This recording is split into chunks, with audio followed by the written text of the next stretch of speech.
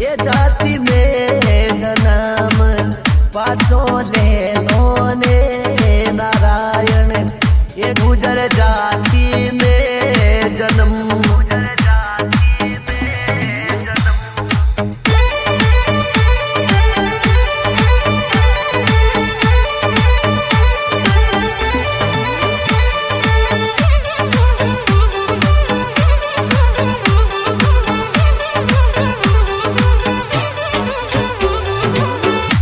रे नाम से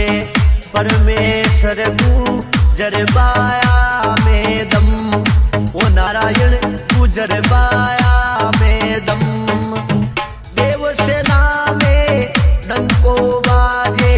ए नारायण हरदम पाछो लीजो नारायण ये गुजर जाति में जन्म गुजर जाति में जन्म